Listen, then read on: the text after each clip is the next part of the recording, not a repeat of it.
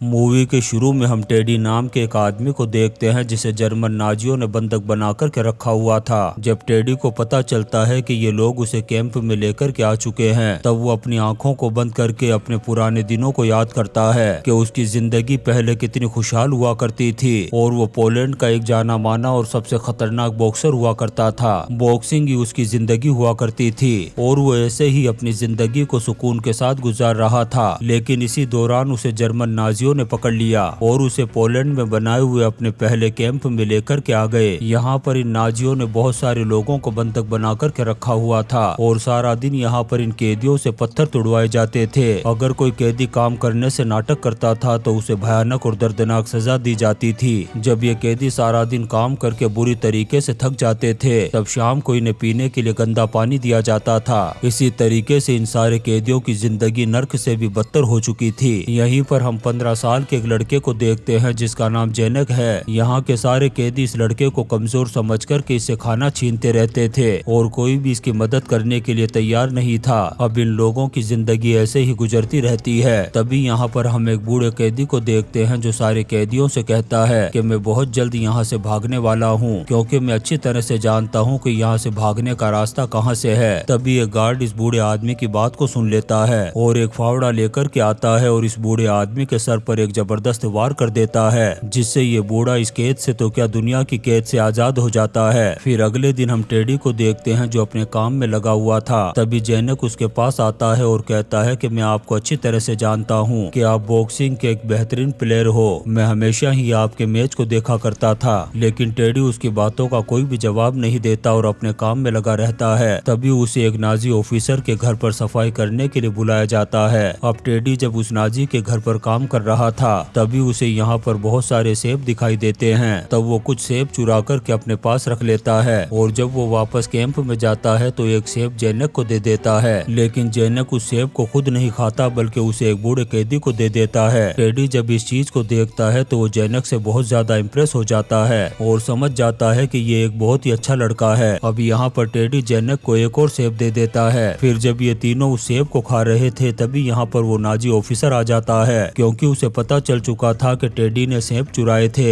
लेकिन जब वो देखता है कि यहाँ पर 3 लोग सेब खा रहे हैं, तब वो इन तीनों को बाहर उस जगह पर ले जाता है जहाँ पर अभी अभी 3 कैदियों को गोली मार कर के दूसरी दुनिया में भेजा गया था। अब ये नाजी ऑफिसर इन तीनों को भी उस जगह पर खड़ा कर देता है और फिर सबसे पहले उस बूढ़े आदमी को उस सेब को सर पर रखने के लिए कहता है। तब वो बूढ़ा आदमी उस सेब को अपने सर पर रख लेता है। अब ये नाजी ऑफिसर उस सेब पर गोली चलाता है, लेकिन वो गोली सेब पर लगने की बजाय सीधा उस बूढ़े के भेजे में जाकर के लगती है, जिससे यहीं पर उसकी मौत हो जाती है। फिर वो जर्मन ऑफिसर टेडी को सेब सर पर रखने के लिए कहता है, लेकिन टेडी सेब को सर पर रखने की बजाय उसे खाना शुरू कर देता है। ये देखकर कि वो जर्मन नाजी बहुत ज्यादा गुस्से में आ जाता है। तब जेनक उस ऑफिसर से कहता है कि ये तेरे बाप से भी नहीं डरता। अब वो ऑफिसर भी इस चीज को समझ जाता है। तब वो टेडी को तोड़ने के लिए जेनक को टॉर्चर करना शुरू कर देता है। जेनक को मार खाता हुआ देखकर के टेडी भी बहुत ज्यादा दुखी हो जाता है। फिर जब रात होती है तो हम बहुत सारे यहूदियों को देखते हैं जिन्हें एक चैम्बर में भेजा जा रहा था, लेकिन ये लोग नहीं जानते थे कि वहाँ पर इनके साथ क्या होने वाला है। जब ये सारे यहूदी उस चैम्बर में पहुँचते हैं, तब वो जर्मन नाजी इन सभी यहूदियों को एक साथ मौत के घाट उतार देते हैं। फिर हम एक जर्मन नाजी को देखते हैं जो ब्रेड खाते हुए दूसरे कैदियों से काम करवा रहा था। काफी देर तक उस ब्रेड को खाने के बाद वो उसका एक टुकड़ा वहीं पर फेंक देता है। अब यहीं पर काम कर रहे 2 कैदी जब उस टुकड़े को देखते हैं, तब वो उसे खाने के लिए उसे उठाने की कोशिश करते हैं और ऐसे ही उस टुकड़े के चक्कर में इन दोनों कैदियों के बीच में WWE की फाइट शुरू हो जाती है। जब वो जर्मन नाजी इनको लड़ता हुआ देखता है तो उसे बहुत ज्यादा मजा आने लगता है। तब वो ब्रेड के एक और टुकड़े को फेंकता है। तब वो सारे कैदी उस टुकड़े के चक्कर में आपस में लड़ना शुरू हो जाते हैं। फिर ये जर्मन ऑफिसर इनमें से 2 कैदियों को चुनता है और उन्हें आपस में लड़वाता है। तभी उसकी नजर टेडी पर पड़ती है। फिर वो उसे भी यहाँ पर लड़ने के लिए लेकर के आता है, लेकिन यहाँ पर टेडी के बारे में कोई भी नहीं जानता था कि ये कितना खतरनाक आदमी है और इसके साथ साथ वो एक बेहतरीन बॉक्सर भी है। जब टेडी के सामने एक कैदी को लाया जाता है, तब टेडी उससे फाइट करने की बजाय सिर्फ उसके चेहरे पर एक पंच मारता है और वो कैदी बेहोश होकर के जमीन पर ढेर हो जाता है। तभी एक दूसरे जर्मन सोल्जर की नजर टेडी पर पड़ती है। ये जर्मन सोल्जर भी पहले बॉक्सर हुआ करता था। वो टेडी की स्टाइल को देख कर के समझ जाता है कि ये एक बॉक्सर है। तब ये जर्मन सोल्जर उसे अपने साथ बॉक्सिंग करने के लिए चैलेंज करता है। टेडी भी उसके चैलेंज को को एक्सेप्ट कर लेता है और फिर देखते ही देखते इनके बीच में WWE की फाइट शुरू हो जाती है। टेडी इस कैद में रहने के बाद बहुत ज्यादा कमजोर हो चुका था, लेकिन उसके सीने में इन जर्मन नाजियों के लिए नफरत भरी हुई थी, इसलिए वो इस सोल्जर पर टूट पड़ता है और थोड़ी ही देर में इसे हरा देता है। अब इस फाइट को हारने के बाद ये सोल्जर टेडी पर गुस्सा होने की बजाय उससे बहुत ज्यादा खुश हो जाता है और इनाम के तौर पर उसे बहुत सारा खाना देता है। लेकिन टेडी उस खाने को अकेला खाने की बजाय उसे कैंप में लेकर के जाता है और जेनक के साथ साथ सारे कैदियों में बांट देता है। लेकिन जेनक जब उस खाने को खाने लगता है तभी उसे खांसी होने लगती है, जिससे हमें पता चलता है कि ये जर्मन नाजी इतनी ठंड में भी इन कैदियों को ओढ़ने के लिए कुछ भी नहीं देते हैं और इसी वजह से जेनक को निमोनिया हो चुका है। अब टेडी अपनी आंखों के सामने इस बच्चे को मरता हुआ नहीं देख सकता था, इसीलिए वो वापस उसी जर्मन बॉक्सर के पास जाता है और उसे कहता है कि मुझे और खाना चाहिए और साथ में कुछ दवाइयाँ भी। तब वो जर्मन नाजी कहता है कि तुम्हें सब कुछ मिल सकता है, लेकिन इसके लिए तुम्हें वो करना होगा जैसा मैं चाहता हूँ। तब टेडी उसकी हर शर्त को मानने के लिए तैयार हो जाता है। तब वो जर्मन नाजी टेडी को अपने सुपीरियर के पास ले जाता है और उसे कहता है कि ये कैदी पहले एक बॉक्सर हुआ करता था, लेकिन यहाँ पर बैठे हुए जर्मन नाजी जब टेडी की हालत को देखते हैं तो उसकी हंसी उड़ाने लगते हैं और कहते हैं कि ये 1.5 फसली का आदमी कभी भी फाइट नहीं कर सकता है, इसकी तो एक पंच में ही टैं बोल जाएगी। लेकिन वो जर्मन बॉक्सर सबको मनाने की कोशिश करता है और कहता है कि इसको एक मौका जरूर देना चाहिए। फिर अगले दिन जब टेडी की फाइट करवाई जाती है तब ये सारे जर्मन नाजी उसे लड़ता हुआ देख कर के चौंक जाते हैं। यहाँ पर टेडी उस सामने वाले फाइटर को बड़ी आसानी से हरा देता है। यहाँ पर ये जर्मन नाजी फैसला करते हैं कि अब हर रोज टेडी की फाइट करवाई जाएगी, इसीलिए अब वो टेडी को ज्यादा खाना भी देना शुरू कर देते हैं ताकि ये हेल्दी और तंदुरुस्त रहे। इसके साथ ही उसे बॉक्सिंग ग्लव्स भी दिए जाते हैं और घोड़ों के अस्तबल में भेज दिया जाता है जहाँ पर बहुत ही कम काम करना पड़ता है। इन सारी चीजों को देख कर के टेडी बहुत ज्यादा खुश हो जाता है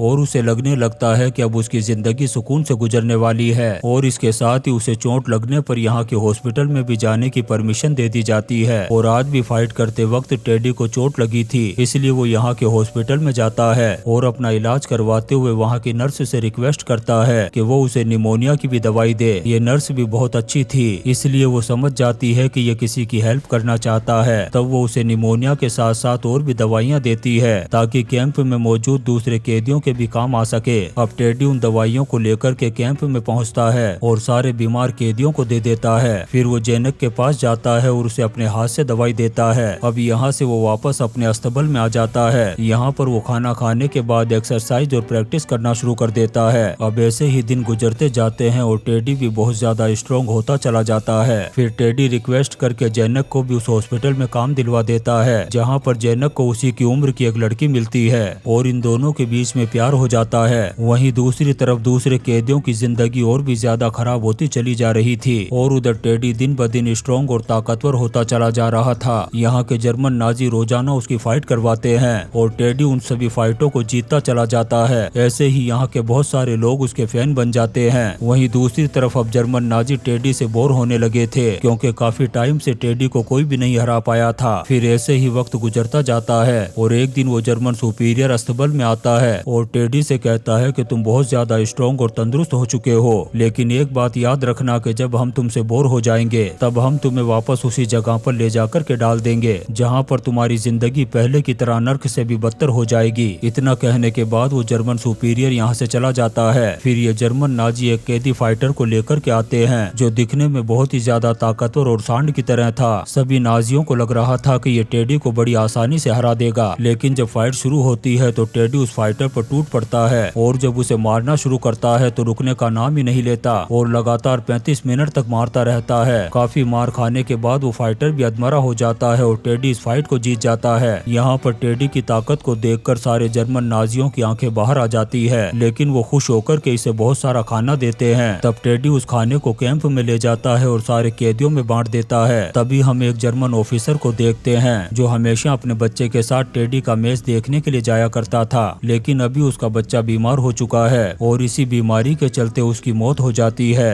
आज इस जर्मन ऑफिसर को एहसास होता है कि जब अपने की मौत होती है तो कितना दर्द होता है, क्योंकि यह हमेशा ही गैस चैम्बर में ले जाकर के यहूदियों और बच्चों को मरवाया करता था। वहीं पर टेडी जेनक और कुछ बच्चों को देखता है जो खाना खाते हुए बहुत ही ज्यादा खुश नजर आ रहे थे। तभी हम कुछ यहूदियों को देखते हैं जिन्हें जर्मन नाजी गैस चैम्बर की तरफ लेकर के जा रहे थे। ये नाजी उन यहूदियों से कहते हैं कि हमने अंदर तुम्हारे लिए नहाने का इंतजाम कर रखा है। जब तुम नहा कर के बाहर आओगे तब हम तुम्हें बहुत सारा खाना देंगे। तब एक एक करके वो यहूदी उस गैस चेम्बर में जाने लगते हैं। तभी हम उस लड़की को देखते हैं जिससे जैनक प्यार करने लगा था। इस लड़की को भी खाना चुराने की वजह से गैस चेम्बर की तरफ लाया जा रहा था। यहाँ पर एक जर्मन नाजी उस लड़की पर गन पॉइंट करके उसे कपड़े उतारने के लिए कहता है, लेकिन वो लड़की कपड़े उतारने की बजाय उसे गन छीन लेती है और उसी नाजी को गोली मार करके मौत के घाट उतार देती है। जब दूसरे जर्मन नाजी इस चीज को देखते हैं तो उस लड़की को गोलियों से भून करके रख देते हैं और उसके साथ साथ वो यहाँ पर मौजूद सभी यहूदियों को भी मौत के घाट उतार देते हैं। जब जैनक को इस बात का पता चलता है कि उसकी गर्लफ्रेंड को मार दिया गया है तब वो भाग कर के टेडी के पास पहुँचता है और उसके गले लग कर के फूट फूट करके रोना शुरू कर देता है। तभी हम उस जर्मन सुपीरियर को हॉस्पिटल में देखते हैं जो चोट लगने की वजह से अपना इलाज करवा रहा था। यहीं पर वो जैनक को देखता है और उसे टॉर्चर करने के लिए अपने साथ ले जाता है। जब टेडी को इस बात का पता चलता है तब वो जाते हुए एक जर्मन फाइटर को देखता है और उन नाजियों के पास जाकर के कहता है कि मैं तुम्हारे सबसे खतरनाक फाइटर को हरा दूं तो क्या इसके बदले में तुम जैनक को छोड़ दोगे। तब वो नाजी ऑफिसर कहते हैं कि बेटा अब तक तू छोटे मोटे फाइटर को हराते आया है, हमारे जर्मन को हराना ये तेरे बस की बात नहीं है। लेकिन फिर भी वो टेडी की बात को मान करके उसकी फाइट करवाने के लिए तैयार हो जाते हैं। जब फाइट शुरू होती है तो हमेशा की तरह टेडी उस जर्मन पर टूट पड़ता है और मार मार करके उसकी हालत खराब कर देता है। जब वो सारे जर्मन इस चीज को देखते हैं तो उन्हें अपनी बेइज्जती महसूस होती है कि एक कैदी हमारे जर्मन को हरा रहा है। तब वो साले चीटिंग करना शुरू कर देते हैं और एक पानी की बोतल में लिक्विड मिलाकर के टेडी को दे देते हैं और टेडी भी उस पानी को पी लेता है। उसे पीने के बाद अब टेडी को ठीक से दिखाई भी नहीं दे रहा था। अब इसका फायदा उठा करके वो जर्मन फाइटर टेडी पर टूट पड़ता है, लेकिन कैसे भी करके टेडी हारना नहीं चाहता था, इसलिए वो जब भी नीचे गिरता है वापस से खड़ा हो जाता है। जब जर्मन इस चीज को देखते हैं तो वो दोबारा से चीटिंग करने लगते हैं। अब जैसे ही टेडी नीचे गिरता है वो जोर जोर से चिल्लाना शुरू करते हैं कि हमारा जर्मन जीत गया। फिर वो टेडी के सामने जैनक को लेकर के आते हैं और कहते हैं कि अब तुझे इससे फाइट करनी होगी, लेकिन टेडी उन नाजियों को इसके लिए साफ मना कर देता है। तब वो गुस्से में आकर के टेडी की आंखों के सामने ही जैनक को मौत के घाट उतार देते हैं। फिर वो टेडी को भी बुरी तरीके से टॉर्चर करके एक चौराहे के बीच में ले जाकर के लटका देते हैं। जब सुबह होती है और टेडी को होश आता है तब वो उस जगह पर जाता है जहाँ पर सारे यहूदियों को जलाया जाता था। यहीं पर उसे जैनक का एक खिलौना दिखाई देता है। उसे देख कर के टेडी में हिम्मत आ जाती है और वो उठ कर के वापस उसी फाइटिंग रिंग की तरफ जाने लगता है। वहाँ पर वो उसी जर्मन फाइटर को एक दूसरे कैदी से लड़ता हुआ देखता है। तब टेडी उसे फिर से चैलेंज करता है और सारे जर्मन भी इस चीज के लिए तैयार हो जाते हैं, लेकिन रात भर लटका हुआ होने की वजह से टेडी के दोनों हाथ काम ही नहीं कर रहे थे और वो जर्मन फाइटर टेडी को मारना शुरू कर देता है। टेडी बार बार नीचे गिरता है और खड़ा हो जाता है। जब काफी देर हो जाती है तब वो देखता है कि ये जर्मन फाइटर थक चुका है। तब वो हिम्मत करके अपने हाथ को उठाता है और एक जबरदस्त पंच उसके मुंह पर मारता है, जिससे एक ही झटके में वो जर्मन फाइटर जमीन पर ढेर हो जाता है। यहाँ पर बहुत सारे जर्मन नाजियों ने टेडी पर बीट लगाई हुई थी, जिससे वो सभी जीत जाते हैं और खुश हो जाते हैं और इसके इनाम के तौर पर वो टेडी को आजाद कर देते हैं। फिर कुछ दिनों बाद जब युद्ध खत्म हो जाता है तब हम टेडी को देखते हैं जिसने एक बॉक्सिंग स्कूल खोल लिया था